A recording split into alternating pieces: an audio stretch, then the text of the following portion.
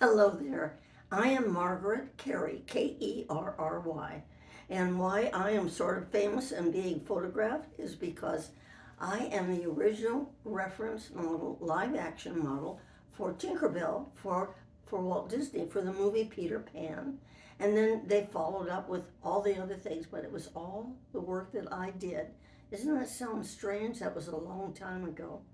But I was asked what it was like to go to uh, Disney and be called to go in and do my work because today they don't do that. They don't cast a person as the character anymore because they have all the electronics and everything. But then they didn't. So I went in and in front of Marc Davis in his office, I did my little thing. I told him, I played, and he says, would it be convenient for you to come to work next Tuesday? Now, I have to tell you, I had never, since I started in show business at the age of 4, was asked whether it would be convenient. And I said, yes, it would be convenient. Then he asked me, what time would you like to come? Well, I said, 10 o'clock. He said, okay. And I went, I don't believe that this is happening. Working at Disney, I have to tell you, was so different working at 20th Century Fox, which is where I was working at the time that I got the call. And what they wanted me to do, they would show me what they had in mind for the scene on the big sound stage. Well, let me walk you through. So I would drive up, and I had my own parking place on the lot. It's a very tiny studio, so they set it up like that.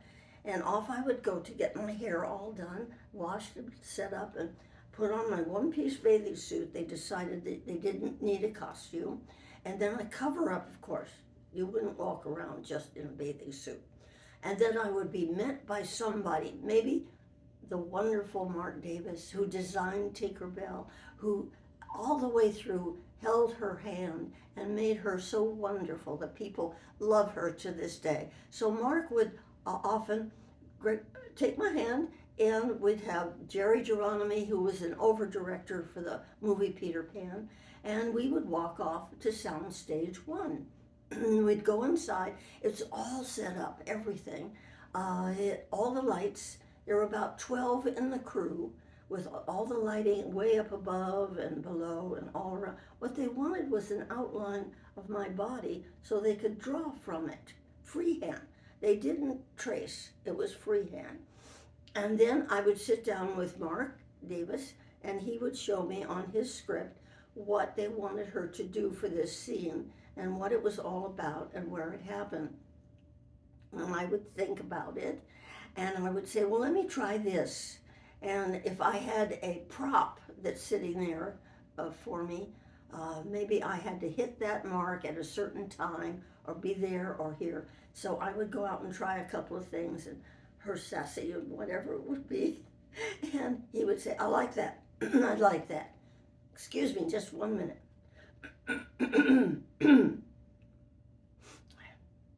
And he would say, I like that. I like that. So I would step out and do it, and they would say, well, let's roll it. And we had the great big huge 35 millimeter camera with the man writing on it. You know, you've seen pictures of it all. And so we would do that scene, and they would say, go, everybody happy? We'd say to the crew, and they'd say yes. He said, okay, I like it. Let's do it one more time for protection in case something happened with the film the first time. So I'd go back and do it again, and they would say, all right, let's move to the next thing. And then I would put my cover up on, and sometimes, about 4 times while I was there, Walt Disney was working with the crew over against a wall that they had set up, and Buddy Ebsen would come with them, and they were figuring out this detail of, I don't know, how to get a human being and a character and how you balance them in size and so on, and which went on to become the beginning of animatronics. You know, there were some people who would say, well, if you had the soundstage of Walt Disney's, why isn't he on another soundstage? And I said, because they only had one soundstage. I think today all they have are 6. I'm not sure, but anyway, I think so. So he would come over and he would chat, and he was a delight. He was just so nice, very, very slim, much nicer looking than his pictures. I can't tell you why. He had a great smile, and I stood there like an idiot. I mean, I did, because I was what? I was 18, 19, something like that. And I'm talking to the head of the studio. I was brought up that you never saw the head of the studio. I mean, that was just unheard of. And if you did, you almost curtsied or bowed or something, because he's the head of the studio. Well, he wasn't like that at all. He was just very sweet and very nice. And we chatted for a minute of the fact that I was going to school with his daughters at a girls' school. I went to a girls' school because I could get a permit to get out and do the work in the movies. You couldn't do that at a public school usually. So there I was. Anyway, he was just a delight. And I go, as he'd walk away, and we would get back to work. And usually I'd work about 2 or 3 days on the same project, whatever it was. And then they would say, we'll call you when we have the next scene. And so I would go back and do my own television show on Channel 13, or I would be doing a benefit, or I would be doing, and I get the phone call, how is your Wednesday, can you come? And I'd say yes, and so we would set up for the next time. And that went on for about 9 months. But that's how they took that film, and then they would take certain frames of that film that would be the main film, that the picture that they would use of her. And she was here, and then they would do in-betweens to make her look from there. And that's how they came out with Tinkerbell, looking so adorable that to this day, which I'm talking to you right now, it was 72 years ago when I did that work. She is still adored. And that was Marc Davis. That was all his, as I told him one time. Excuse me, I get a little bit. He was wonderful.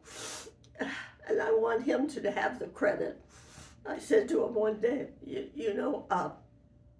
whatever it was I said, hey, I'm 94 years old. Well, I can go on to, well, I missed that. I'm sorry you missed it. I'm sure it was brilliant.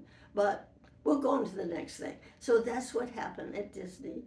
And they saw to it that I was involved with everything. I helped. They called me up and they said, do you know anyone who could play Peter Pan on the action scenes? And I said, yes, I did. Roland Dupre, who was a great dancer who would look great in green tights. So Roland played Peter Pan because Bobby Driscoll couldn't do those kind of things. And then they asked me for another one, and then they asked me to be the red-headed mermaid. Would you like to, Margaret? And I said I would love to. So I showed up with June Foray and Connie Haynes, and the three of us had our feet bound, and we were climbing on what was supposed to be a rock, and waving to people, etc., etc. So that was the beginning, really, of my voiceover, except for radio. I did a lot of radio, but this was where she says, "Oh, Peter, we're so happy to see you," and that was me as the red-headed mermaid, and my first voiceover at Disney. It was a wonderful time. It's still wonderful to go over. They still do things for me, and I can't say enough about them, because I worked almost every other studio in town, and nothing was like Disney. They were kind, thoughtful, and with smiles. And I guess I can say, it's faith, trust, and pixie dust at Disney Studios. And Margaret, you told me about when you went in for a screening of a pencil test, and the room was full. They asked if you'd be available to come. Well, I just got through saying that. They were always included me. Well, they called me up. They said, we have animated a small portion of Tinkerbell, because I had seen the flat drawings of what they were going to do. And so now they had decided to animate this one little part with a line drawing from it, not finished. And could you come over and see it at third floor projection room and see it? So I said, I would be delighted. And I go over to the projection room and the place is filled. And you know, the people around me were saying, well, I don't know whether she's going to animate. You know, I think Marc has gone off the mark here. I was ready to do battle, that they should talk about Marc that way. And not everybody was saying that, but I could hear it. And so we all quiet down, and we get ready to see this it was about 8 seconds of animation. And suddenly I heard the door behind me open up, and I heard somebody say, oh, here, Walt, take my seat. It was Walt Disney had walked in to see what was going on and to see the animation. And he answered back, no, I'm fine here. And so he leaned against the wall. I mean, I had never heard of this before at a studio. No, the head of the studio had a draped chair with his name practically across it. So anyway, when we did the animation, I must say, it was beautiful. It was beautiful. It's the one where she is so upset. She's sitting in Peter Pan's hatch, and he had shaken out the pixie dust for everybody to fly so they could fly out of the nursery. And with it, and I thought, oh, and she was wonderful. And they showed it several times. Everybody wanted to see it again, and everybody's saying how good it is. And my mascara was running. Yes, it was a wonderful moment. So that's the kind of thing that they think of over there. It's a great place. And you talked a little bit about the pace on the set, of how fast-paced or slow-paced and how it felt to be on the set. Was it a panic? Was everyone's hair on fire, or what was it like? I'm sorry, I couldn't quite hear you. What was the feeling on the set? What was the vibe on the set? Well, to walk on the set was pretty marvelous. Everybody was there, everybody was helpful, everybody was smiling, everybody was joking about this, that, and the other.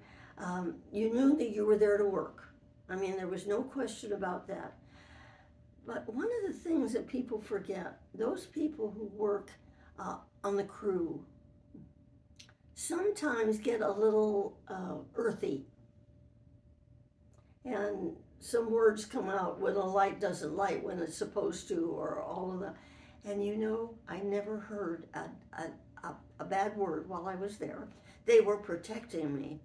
And I talked to Wendy about it at one time. And of course, those were the kids. She says, oh, yes, you're certainly right, she said in her British accent.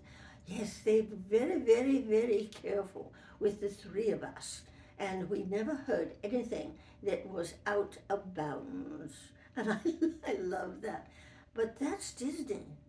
I mean, I have been they wouldn't care who you were. There would be 4-letter words flying every place. As I say, the whole atmosphere at Disney, I remember happily. What is it like now, 72 years later, telling someone like me all about what happened back in 1950? How are you feeling right now doing this? You know, that happened 72 years ago, and out comes the movie Peter Pan, and it is a hit. That's wonderful.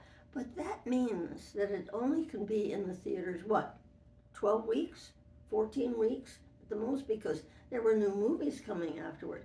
There was no television that you could watch any of these things. And if there were, I should say, there was a different kind of television there. You didn't see movies on television, so it was different than it is now. So you didn't see Peter Pan. You didn't, maybe you could get a comic book. Maybe you could get a drawing. Maybe you could get a pin, you know? Maybe you could do something like that. But she should have been just left. Well, she was. You're surprised, I think. As I understand it, Walt Disney never made another movie out of something he'd already done. His mind was just full of new ideas. So Tinkerbell was set on a shelf when we finished the movie, as was Jiminy Cricket set on the shelf, as was Flower, and all those. They were there. That was nice, and so on. So, how did people know about Tinkerbell? They couldn't. Not everybody could get over and go to Disneyland. She wasn't around. Well, this is what I'm told happened. He ran out of money because he was the head of the studio, but he did not take studio money, as I understand it. The board said, no, we're doing our movies, you're doing your thing. And he needed, I'm told, about $6 million. This is in print, so, and I was told this story too. So they went to NBC and CBS and said, we will go into the vaults and give you an hour show on Sunday if you want to come in as partnership on the Disneyland. And so he got turned down. And they went to ABC, which I worked at ABC. I did the Charlie Ruggles show, network show, family show, 172 episodes. So I knew ABC well. It was called the Almost Broadcasting System, ABC, because it was the newest. Anyway, they said yes. They said yes. So all this worked together. Well, when they did the openings and closings of the things that they showed from Disney's vault on Sunday afternoon, I'm sure it was Walt Disney himself who said, let's have Tinkerbell take everybody on an excursion, an adventure, or whatever it was. So they drew me flying in and talking to Walt Disney, and then I would take you on this wonderful adventure. Well, she became part of every family. It was, I'm sure his idea, because he said he was told not to use in the new theme park. He was told not to use any of the characters like Goofy or Mickey or Minnie or Clarabelle the cow or any of those. So he used Tinkerbell and Jiminy Cricket. So that's how she became famous. And still today, when people see a movie, and at the beginning of the movie, the logo, you see that rainbow happen, and everybody knows that that's Tinkerbell that did it. It was a wonderful set of circumstances, and of course, I think it was a blessing, and he was a blessing. I think Floyd Norman even said that they used you as the model for the peanut butter, the Peter Pan peanut butter. Oh. And you love peanut butter and jelly, so I think that's just fun. When she was on the shelf, this was before we started any of this, that I just was speaking about with the, I'll start all over. So Tinkerbell was on the shelf. They weren't going to do anything with her again, except Peter Pan Peanut Butter came along and said, can we use her? We'll pay you to use her in commercials. So she did 13 commercials for Peter Pan Peanut Butter. Well, it just so happens, I was reminded not long ago, that peanut butter is one of my very, very favorite foods. So, but it's interesting, if you get to see it, I have the whole collection. She's off model in the Peter Pan commercials. It was like, they didn't know how big Tinkerbell was going to be. You never know. You never know what is going to happen, and people just fall in love with this, that, or the other. So for 13, so they talked about getting Peter Pan peanut butter, let's see, good to the bottom of the jar. I think that was, I had nothing to do with that. Their commercial department did that, and they were scolded severely because they did not keep to her model, as they say. But we all recognized her. We knew what we were talking about.